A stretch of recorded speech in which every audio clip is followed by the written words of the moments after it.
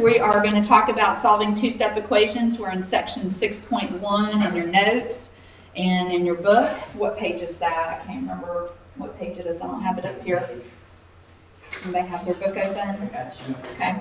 All right, so let me just talk to you about two-step equations and what makes this, what's the hallmark of a two-step equation. How do you know you have a two-step equation? Let's start with, how do you know you have an equation? Thank you, page 260 in your book, okay? First question, Will, how do you know when you have an equation? When there's a variable. Okay, not always. Not always. Keenan, what do you think? Okay, when you have two sides set equal to each other, okay? Do you see we have one side set equal to another side?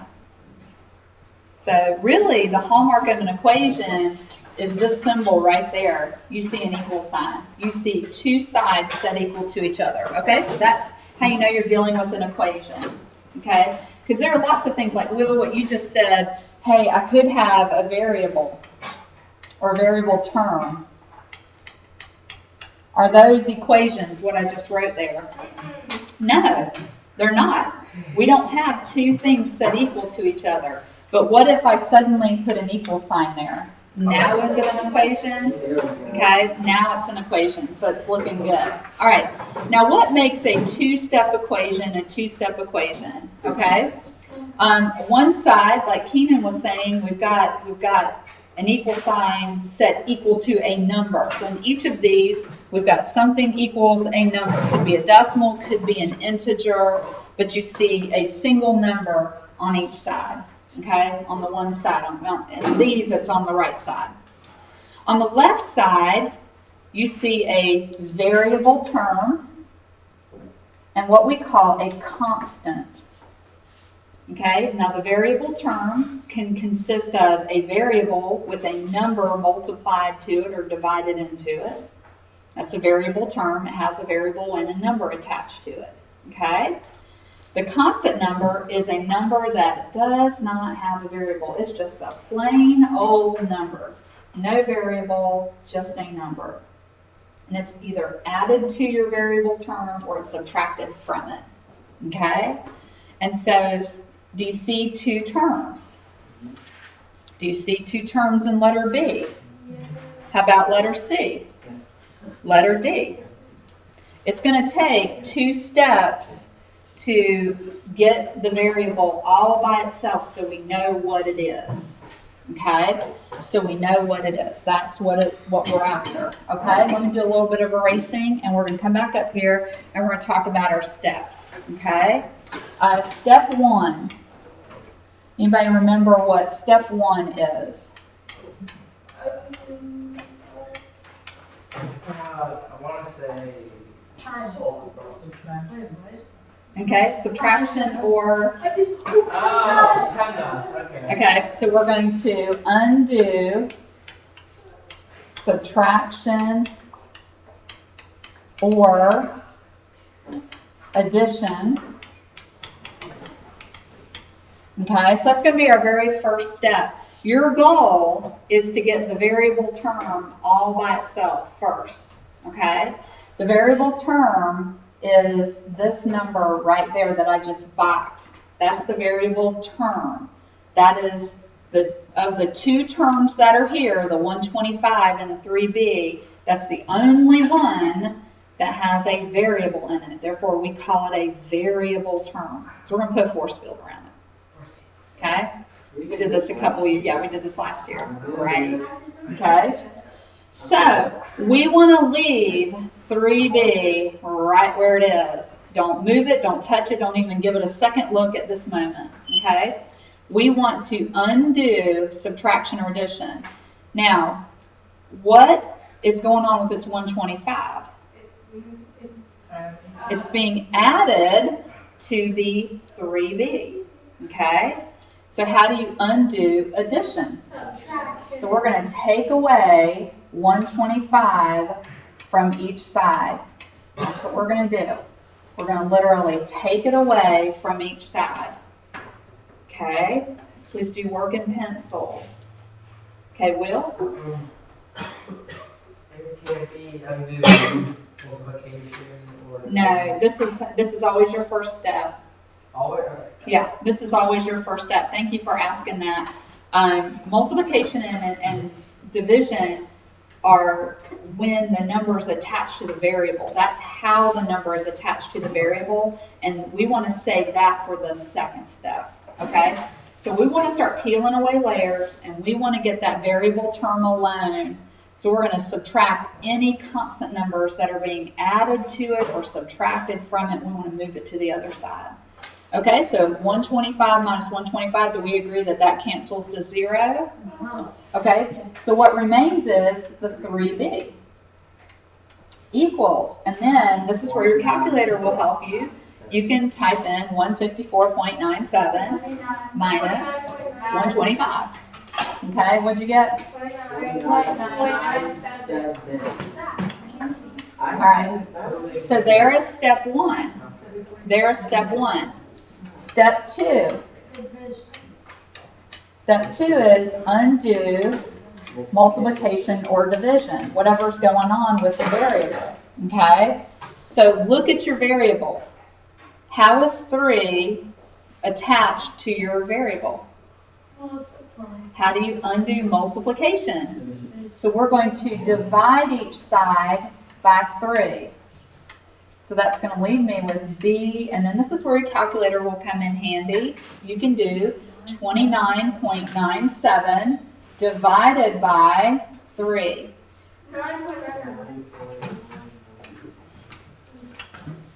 And there's your answer. Now, how can we be sure that that number we calculated is actually the right answer? Check it. So what we're going to do is we're going to take this answer and we're going to plug it in for b. So go with me back to the beginning. Type in 125 plus 3 times 9.99. Then hit equals. Did you get 154.97? No. You didn't? Then that's not the right answer. I did. Okay? Oh, I did it. No. Okay, so let's try it again. 125 plus 3 times 9.99. Did you get 154.97? Yes. It checks out. If it doesn't check out, if you plug your number back in correctly and it doesn't work, you did something wrong, and we probably need to go back and maybe you made a slight little math error, okay? So we go back and check it. There is no reason why you should ever leave an equation and not know if you have the right answer. You should always know. You should never have to hope or wonder. I wonder if I did that right. That answer looks weird. I don't know if I did that right. Should never have to wonder or hope. You can take your answer, plug it back in, and see if it does. Okay? All right, let's try letter B. Let's get our force field around the 4G. That is our variable term because that's where our variable is. Get your force field around 4G. Now, I need to move 11.6 over. So how do I undo addition? So we're going to take away 11.6 from each side. Okay, so I'm going to drop down my 4G. And this is where a calculator will be really useful to you. Type in negative 23.2 minus 11.6. Negative 34.8. Okay, that we just did our first step. We undid addition. We undid it. Now, how do I get G? Oh, that's so lonesome. Divide each side by 4. And this is where your calculator will be very helpful to you. Speed you up a little bit. Type in what you see. Negative 34.8 divided by 4. Negative 8.7. Okay? You never have to wonder if you're correct. So let's practice checking this, okay? In your calculator, do 4 times negative 8.7, because that's what you told me the answer was, plus 11.6. 32.2? It should be negative 23.2. Okay. All right. You missed the numbers around here. All right, so as long as it checks out, then you can circle that as your answer and move on to the next one, okay? That's what you can do, that we want to check these, okay? So sometimes you'll have some equations, two-step equations, where you have decimals. Sometimes they'll just have plain old integers, and that's not a big deal. So let's get our force field around our variable term. There it is. Let's leave that alone. How do I move the 5 over? Take it away. Remember, our first step is always addition or subtraction, okay? Depending on the sign, or depending on the operation. All right, let's drop down our negative 2x equals, what's 3 minus 5? Yep. Okay, second step, I want to get x alone. How do I do that? 2 by negative 2. And what is x? We think it's 1, okay? So real quick check, let's come up here. What's negative 2 times 1? Negative 2 plus 5. It checks out. So I can circle that as my answer because I just checked it and I made sure it actually was. You don't ever have to wonder, okay? Let's do letter D. Let's put a force field around the 3x. How do I move 2? Take it away from each side, okay? Now I'm going to drop down my 3x. What is negative 7 minus 2? Negative 9. How do I get x by itself now? Divide by? No? Divide each side by 3. Right. What's x? Negative 3. Okay, so let's check it real quick. What's 3 times negative 3? Negative 9 plus 2. Negative 7. It checks out. Looks good. I can circle it because I checked it. I know for a fact it works. I didn't just breeze through the problem, get an answer, and skip to the next one. You want to make sure your answer's right because you can check it. You can check it. All right, now this one, the numbers are a little bit out of sequence. This is kind of like the very first one we did up here with letter A. Okay, get your force field around the variable term. Protect that 2x. We're not ready to do anything with that yet. We're going to save that for our second step. Okay, how do I move 1 to the other side? I need to take it away. All right. So 1 minus 1 is 0. Drop down your 2x. What's 5 minus 1? 4. What's my second step? How do I get x by itself? Divide each side by 2. And x, yes. And x equals 2. So now, what you can do is check it. What's 2 times 2? 1 plus 4. That checks out. We're good to go. Okay? All right, let's try this one. All right, let's get our force field around that minus 12x or negative 12x. Okay? Now I need to move the 46 over to the other side. 46 is positive.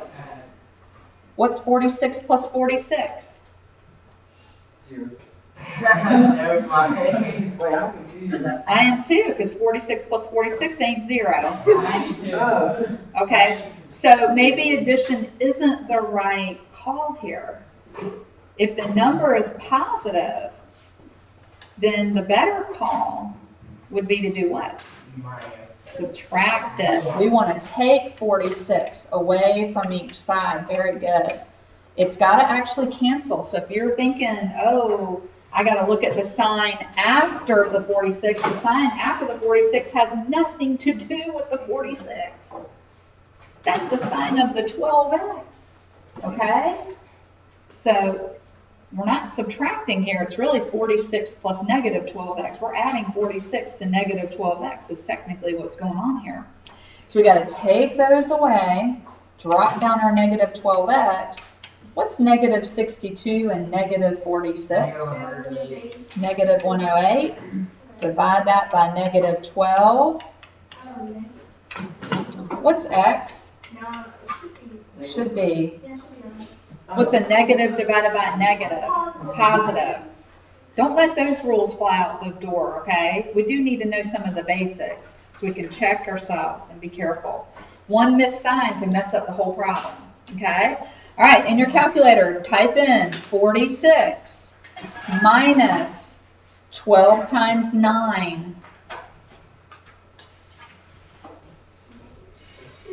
Did we get the negative 62 we're looking for? Yes. So we checked it. Now let's plug in, let's say we messed the sign up. I want you to see this when you check it. Let's plug in negative 9. Ready? Do 46 minus 12 times negative 9. Did you get? Wait, but I need negative 62. That's where you catch it. You go, wait a second, that should be negative 62, and I got 1 something, okay? 100, positive 100 something. And that's where you go, okay, it didn't check out. I did something wrong. I may have missed a sign, or I did my math wrong, okay? But you can catch it if you check it, all right? Now, let's try a couple of these here. Example 2 is more of the same. We're gonna follow the same 2 steps, okay? Except now, instead of doing addition, we're going to undo subtraction. How do you undo subtraction? So we're going to add 4 to each side, okay? Negative 4 and positive 4 cancel out. So we're left with 2x equals, what's negative 2 plus 4? 4. Wait, no? No? It is positive 2. Negative, try it. Negative 2 plus 4. Just try it. It gives you 2. Okay? Now how do I get x by itself? Divide each side by 2. So x equals 1. Okay? So real quick check. In your calculator, do 2 times 1 minus 4. If you get negative 2, you got the right answer.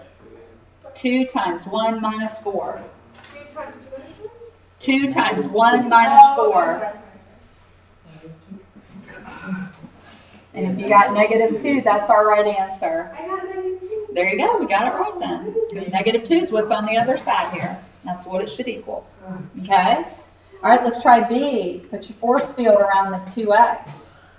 Get 2x by itself. How do I move that 7 over?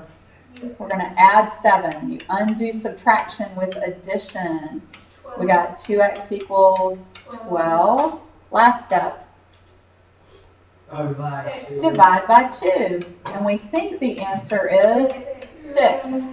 We don't want to think. We want to know. So in your calculator, do 2 times 6 minus 7. Then we can circle that and move on. I'm telling you, there's a lot of good here for you to check your answer. It doesn't take but a split second to do it, and you can have the right answer immediately. You can move on with confidence. Okay? You never have to wonder if you did it right. All right, let's get our force field up. How do I move the 5 over? Add 5 to each side. Okay? So I got 3x equals, what's negative 11 plus 5? Divide each side by 3. We think x is negative 2. But let's test our theory. In your calculator, do 3 times negative 2 minus 5. If you got negative 11, it's right. If you didn't, it's not the right answer. Okay? All right, let me stop here for today. We'll pick up the rest of